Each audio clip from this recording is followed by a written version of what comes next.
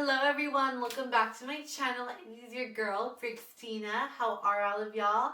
I am a transgender teenager who is 16 years old, sharing my trans experience as, a young little trans girl. And, I'm just so happy to be back on YouTube. It's been a little bit since I've posted. I always say I'm going to post like next Tuesday and I never post. I've just had like a lot of crazy life things happen and I'm finally getting to post a video. So, hi everyone, welcome back.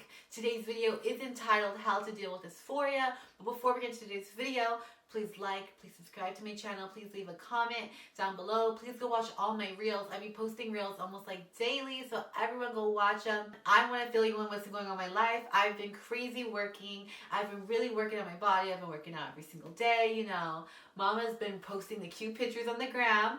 As you guys see, I just popped up right there. And I've really just been serving the gods and trying to make some coin this summer. And so yeah, sorry that I've been a little MIA on my channel, but I swear that Omegle video that I've been talking about is coming. It is coming sooner than y'all think. Like, it could come tomorrow. Like, I'm it's ready to go. I literally am almost done editing that, but I really just want to post one more, trans tip video before I post an Omegle video, because I want my channel just to be all Omegle and all trans videos. But we're really working. I'm also working on my vlog, so we're doing so much actually. So I'm just really excited to get back into YouTube. I'm doing my Hawaii vlog. That's gonna go into my June video. So yeah, I've been really working on my channel a lot, and I've been doing things behind the scenes that have been great, and y'all have been still watching, so thank y'all so much. Y'all don't even understand the support I've been getting on these videos. It's been so cool to be back and really seeing what my channel's doing now so differently than I have been doing last year. This entire year, we've done so many views and so many, it's just been crazy. It's been crazy. The support has been crazy. All I can say is thank you for supporting me and wanting to see the journey of Christina. I've been so excited to be back. And everyone, let's talk about dysphoria, because how do we deal with it? A lot of trans people have been asking me, Christina, how do you deal with it? How do you deal with dysphoria? Because everyone who knows me knows how confident I am, and I have a lot of trans friends who ask me how did you get this confident? And I'm gonna be a little bit rare and honest with y'all in this video. So everyone sit back, get some popcorn, subscribe, follow me on all my social medias. And everyone, if you have any questions, if you ever want to ask me a personal question, just go on my social media, TS Christina on Instagram, and type it down there. Everyone, let's get into today's video. This will be a nice one, so grab that popcorn, get ready, because Miss Christina has a little bit to say about dysphoria and how to deal with it in 3 major steps. Everyone, dysphoria is so different for everyone, especially being transgender. Of course, we have gender dysphoria, we have body dysphoria, we have all the other dysphorias, and a lot of us in the normal day life will have dysphorias. Whether you think you're too big, you're not skinny enough, or you're too fat, you really will have dysphoria and everything. But when you're transgender, you can have a little bit more dysphoria than the modern day style. And how I've dealt with that dysphoria, especially when it comes to gender dysphoria, because I think a lot of people think when you transition, that dysphoria goes away. For the most part, it really does go away when you transition, because you are tuning into a different self and you really are finding who you're meant to be in that transition. But I realized that gender dysphoria comes in so much more than just being a woman or a guy. It really comes from within. When I was starting my transition, I was so happy to transition.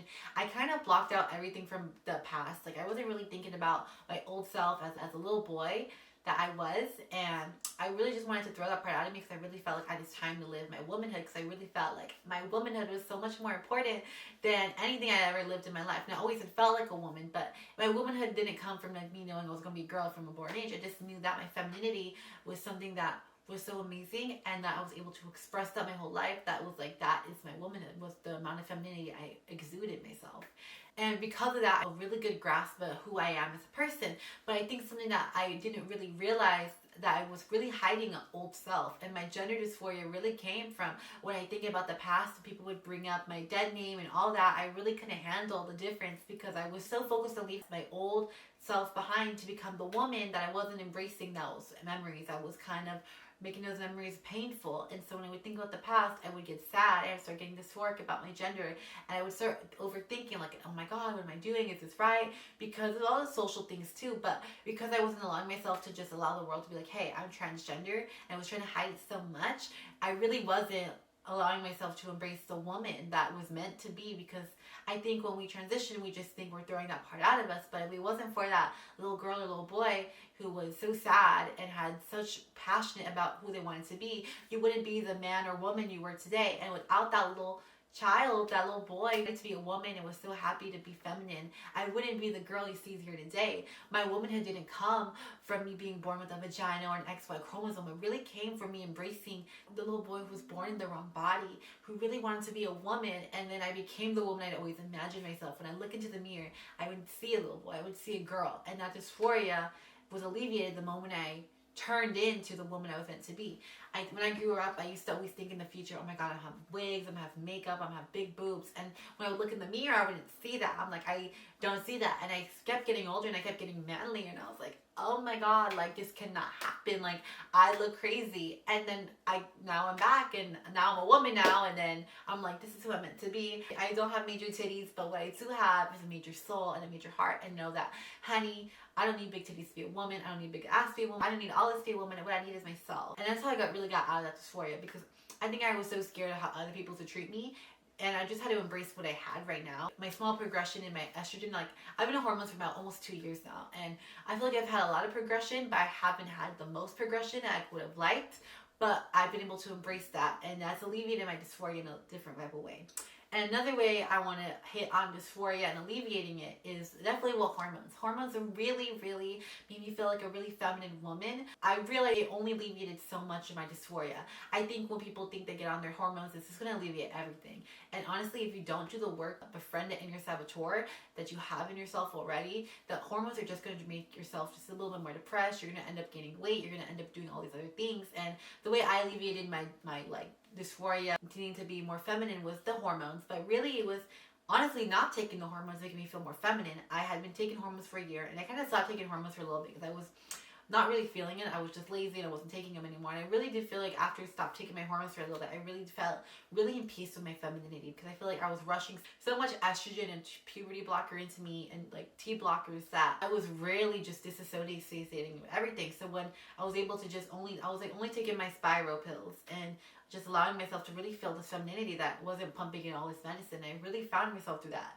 So one of my ways to deal with that dysphoria is don't always think that medicine is going to help, because really sometimes it makes it worse. And in my case, I feel like I take hormones now, and thank God I've been able to get great doctors and find my right dosage, which is healthy for my brain and everything. And like my puberty blockers and all that, I stopped taking that and only take testosterone blockers. But when I was taking too much, it was really harmful for me and my mental health, and actually made my transition 10 times harder and made me more dysphoric, because I felt like I'm taking all those hormones and I'm still not getting feminine enough. And then when I was able to take it back and like take the less and then like kind of slow down my transition, I was able to really find the woman from that. And I was like, oh yeah, I'm a baddie. I was like, this is the girl she's meant to be, you know. I was like, another dysphoria I really want to touch on is social dysphoria. When like you're in a public setting and like you're around like the gender that you transitioned in, and you just don't feel a part of it. How do I deal with that? There's a part of me that gets a little dysphoric when I feel like every girl in the group knows I'm trans. I feel like a little bit outed, and I feel like sometimes I get like looks from other girls and like who don't accept me for being the woman I am today. They like look 10 times more masculine than me, and they like try to judge me, and I'm like, girl, you could never. And I think the way I really just look at that is like, that's their problem. I'm living my womanhood, and if they have a problem with it, they can go eat grass, because I'm living my life. And look the way mommy, look at the material. The glamour I'm giving is not what they're giving, baby. What I'm giving is not what they're giving, bitch. And I will say this camera makes my face look weird. When I take my pictures on my phone, I'm looking glamorous. I swear this camera does something to my makeup. Like it just distorts it in some type of way. Like I don't know what this Canon is doing, but I'm coming for you. Because I swear every time I look back at my videos, the makeup doesn't look as like heavy and like as polished as now. So just like, girl. But social dysphoria, it's really just like, don't give a fuck about anyone that thinks about you, because you didn't transition for other people, you transitioned for yourself.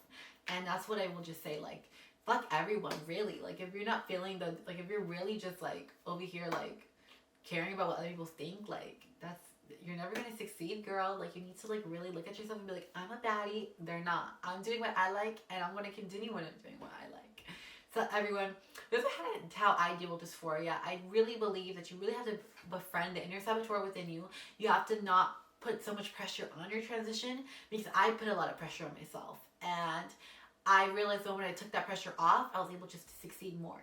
And I need to apply, and you have to apply that to every part of your life. Like for me, I put a lot of work stress on myself. I work at a commission-based job, and I feel like if I don't sell, I just am more seller and I need to quit because I'm not doing anything, and it taking such a break that I feel like right now I'm a little rusty, and I need to remember myself that I don't need to put so much pressure on myself. I remember what I was doing back in the day. I was selling crazy amount of money, and right now I'm not doing that same amount because I have taken such a time off, and I have taken myself, allowing myself to take that. But the same advice I gave myself for my transition, just take it slow and rebuild this womanhood, I need to do in every facet of my life, and that's what I'm accomplishing right now. I make these videos to, of course, shed light on how I deal with stuff, but I also make these videos to show you how I'm still actively dealing with stuff. I still actively deal with dysphoria and bad thoughts and just things that have, you know, intrusive thoughts that come from the hormones and all that. The mind changes. And I think the best part to remember is that you are yourself, you are fine, and you are okay. And what my grandpa's always said, if anything comes in your mind, and anyone's coming for you and you feel a certain way about it because you're trans or something,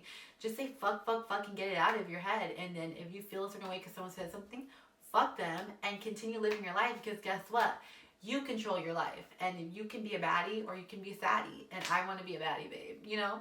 So I just will always say that. Remember who you are. Don't let the world around you tell you who you are. I've met so many people who I even judge them. Look, I think I know who they are, but I don't know who they are. Just their own person. So be your own person and just learn to love yourself, really. That's the only advice I'd give everyone. Learn to love yourself, and dysphoria comes in waves that you just have to be able to embrace, and you can't be like, oh, I'm sad, because then you're going to make it eat at you. Don't let it eat at you, baby. Embrace it, hug the dysphoria, and then let it go. Be like, babe, I'll see you soon. You'll come back, but I'll just sucker punch you next time. So yeah, everyone, thank you for watching my video. I hope you enjoyed. I hope I was pretty clear on how to deal with dysphoria. If I wasn't clear, then y'all can tell me in the comments. Please like and subscribe to my channel if you haven't already. Follow me on social media. I'm posting a lot on Instagram. I'm really trying to give like La Demi vibes, you know, like trend to see. Don't want to be too much, but you know, I like really fit my femininity, all that. So girl, I love y'all so much. I'm like slapping my legs. I'm wearing shorts, so I'm like, ah. But, you know, everyone, I love y'all. It is 1 in the morning. I'm really tired. And, you know, I'm going to edit this right now and post this in the morning. So, everyone, I love y'all so much. Get ready for my Omegle video because it's coming and it's really good. So, I'll see y'all later. Bye-bye.